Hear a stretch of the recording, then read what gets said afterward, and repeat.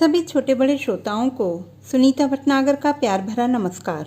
Audio stories के हमारे channel कहानी जगत में आप सभी का स्वागत है। हिंदी कहानियों की श्रृंखला में आइए आज सुनते हैं भीष्म साहनी जी द्वारा रचित कहानी दो गौरैया। घर में हम 3 ही व्यक्ति रहते हैं, माँ, पिताजी और मैं। पर पिताजी कहते हैं कि यह घर सराय बना हुआ है। हम तो जैसे यहाँ मेहमान हैं, घर के मालिक तो कोई दूसरे ही हैं। आंगन में आम का पेड़ है, तरह तरह के पक्षी उस पर डेरा डाले रहते हैं। जो भी पक्षी पहाड़ियों घाटियों पर से उड़ता हुआ दिल्ली पहुंचता है, पिताजी कहते हैं वही सीधा हमारे घर पहुंच जाता है, जैसे हमारे घर का पता लिखवा कर लाया हो। यहाँ कभी तोते पहुंच जाते हैं तो कभी कौवे और कभी तरह तरह की गौरैया। वह शोर मचता है कि कानों के पर्दे फट जाएं, पर लोग कहते हैं कि पक्षी गा रहे हैं। घर के अंदर भी यही हाल है। बीसियों तो चूहे बसते हैं, रात भर एक कमरे से दूसरे कमरे में भागते फिरते हैं। वह धमा चौकड़ी मस्ती है कि हम लोग ठीक तरह से सो भी नहीं पाते। बर्तन गिरते हैं, डब्बे खुलते हैं, प्याले टूटते हैं। एक चूहा अंगीठी के पीछे बैठना पसंद करता है, शायद बूढ़ा है, उसे सर्दी बहुत लगती है। एक दूसरा है जिसे बाथरूम की टंकी पर चढ़कर बैठना पसंद है, उसे शायद गर्मी बहुत लगती है। बिल्ली हमारे घर में रहती तो नहीं, मगर घर उसे भी पसंद है और वह कभी कभी झांक जाती है। मन आया तो अंदर आकर दूध पी गई, न मन आया तो बाहर से ही फिर आऊँगी कहकर चली जाती है। शाम होते ही 2-3 चमगादड़ कमरों के आर पार पर फैलाए कसरत करने लगती हैं। घर में कबूतर भी हैं। दिन भर गुटर गूं का संगीत सुनाई देता रहता है। इतने पर ही बस नहीं, घर में छिपकलियाँ भी हैं और बर्रें भी हैं और चींटियों की तो जैसे फौज ही छावनी डाले हुए है। अब एक दिन 2 गौरैया सीधी अंदर घुस आई और बिना पूछे उड़ उड़ कर मकान देखने लगी। पिताजी कहने लगे कि मकान का निरीक्षण कर रही हैं कि उनके रहने योग्य है या नहीं। कभी वे किसी रोशनदान पर जा बैठती तो कभी खिड़की पर। फिर जैसे आई थीं वैसे ही उड़ भी गईं। पर 2 दिन बाद हमने क्या देखा कि बैठक की छत में लगे पंखे के गोले में उन्होंने अपना बिछावन बिछा लिया है और सामान भी ले आई हैं और मज़े से दोनों बैठी गाना गा रही हैं। जाहिर है उन्हें घर पसंद आ गया था। माँ और पिताजी दोनों सोफे पर बैठे उनकी ओर देखे जा रहे थे।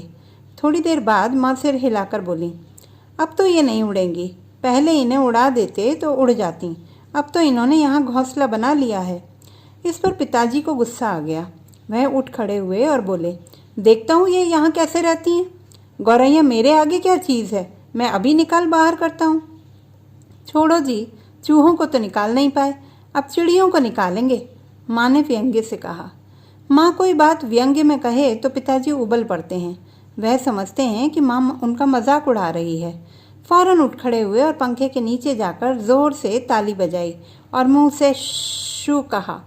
बाहें झुलाई और फिर खड़े खड़े कूदने लगे, कभी बाहें झुलाते कभी करते। गौरैया ने घोंसले में से सिर निकालकर नीचे की ओर झांक कर देखा और दोनों एक साथ ची ची करने लगी और माँ खिलखिलाकर हंसने लगी। पिताजी को गुस्सा आ गया, इसमें हंसने की क्या बात है। माँ को ऐसे मौक़ों पर हमेशा मजाक सूझता है। हंसकर बोली, चिड़ियाँ एक दूसरे से पूछ रही हैं कि यह आदमी कौन है और नाच क्यों रहा है। तब पिताजी को और भी ज़्यादा गुस्सा आ गया और वह पहले से भी ज़्यादा ऊंचा कूदने लगे। गौरैया घोंसले में से निकलकर दूसरे पंखे के डहने पर जा बैठी। उन्हें पिताजी का नाचना जैसे बहुत पसंद आ रहा था।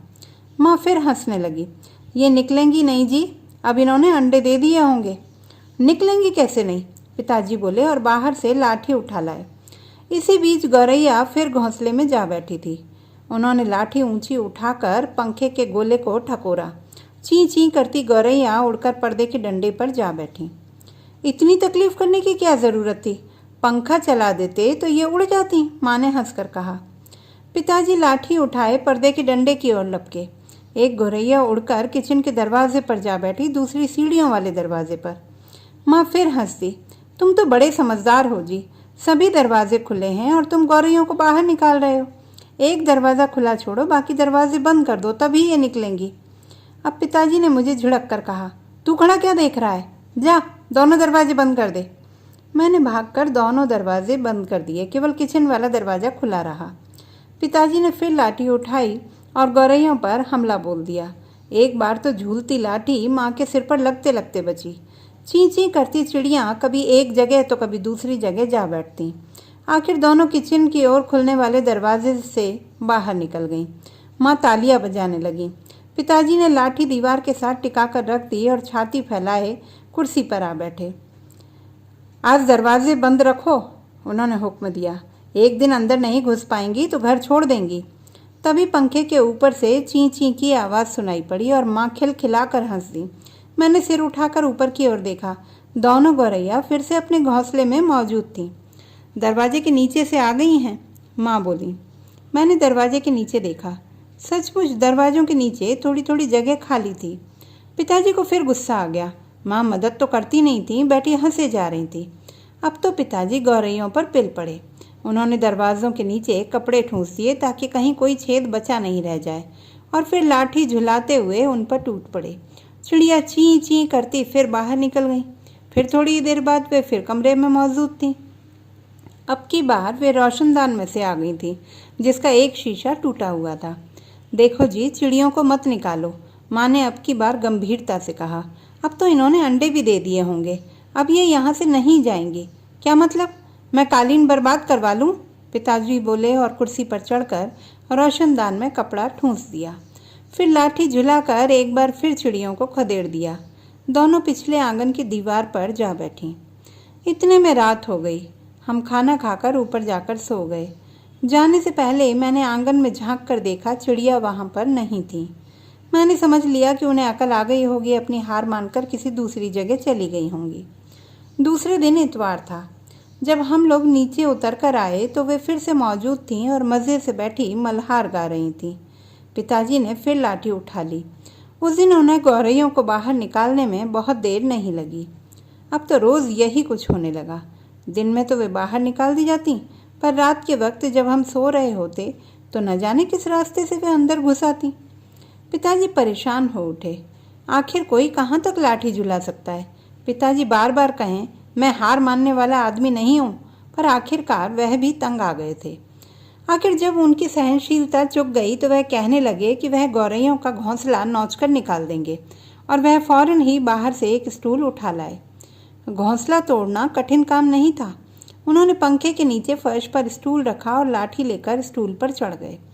किसी को सचमुच बाहर निकालना हो तो उसका घर तोड़ देना चाहिए, उन्होंने गुस्से से कहा। घोंसले में से अनेक तिनके बाहर की ओर लटक रहे थे। गौरैयों ने सजावट के लिए मानो झालर टांग रखी हो। पिताजी ने लाठी का सिरा सूखी घास के तिनकों पर जमाया और दाईं ओर को खींचा। 2 तिनके घोंसले में से अलग हो गए और फरफराते हुए नीचे उतरने लगे। चलो 2 तिनके तो निकल गए, माँ हंसकर बोली। अब बाकी 2000 भी निकल जाएंगे। तभी मैंने बाहर आंगन की ओर देखा और मुझे दोनों गौरैयाँ नजर आईं। दोनों चुपचाप दीवार पर बैठी थीं। इस बीच दोनों कुछ कुछ दुबला गई थीं, कुछ कुछ काली पड़ गई थीं। अब वे चहक भी नहीं रही थीं। अब पिताजी लाठी का सिरा घास के तिनकों के ऊपर रखकर वहीं रखे रखे घुमाने लगे। इससे घोंसले के लंबे लंबे तिनके लाठी के सिरे के साथ लिपटने लगे। वे लिपटते गए और घोंसला लाठी के इर्द गिर्द खींचता चला आने लगा। फिर वह खींच कर लाठी के सिरे के इर्द गिर्द लपेटा जाने लगा। सूखी घास और रूही के फाये और धागे और थिगलियाँ लाठी के सिरे पर लिपटने लगीं। तभी सहसा जोर की आवाज़ आई, ची ची ची ची। पिताजी के हाथ ठिठक गए। यह क्या गौरैया लौट आई हैं? मैंने झट से बाहर की ओर देखा। नहीं, दोनों गौरैयाँ बाहर दीवार पर गुमसुम बैठी थीं। ची ची ची ची फिर आवाज़ आई। मैंने ऊपर देखा। पंखे के गोले के ऊपर से नन्ही नन्ही गौरैयाँ सिर निकाले नीचे की ओर देख रही थीं और ची ची किए जा रही थीं। अभी भी पिताजी के हाथ में लाठी थी और उस पर लिपटा घोंसले का बहुत सा हिस्सा था। नन्ही नन्ही 2 गौरैयाँ वे अभी भी झांके जा रही थीं और ची ची करके मानो अपना परिचय दे रही थीं। हम आ गई हैं, हमारे माँ बाप कहाँ हैं? मैं अवाक उनकी ओर देखता रहा।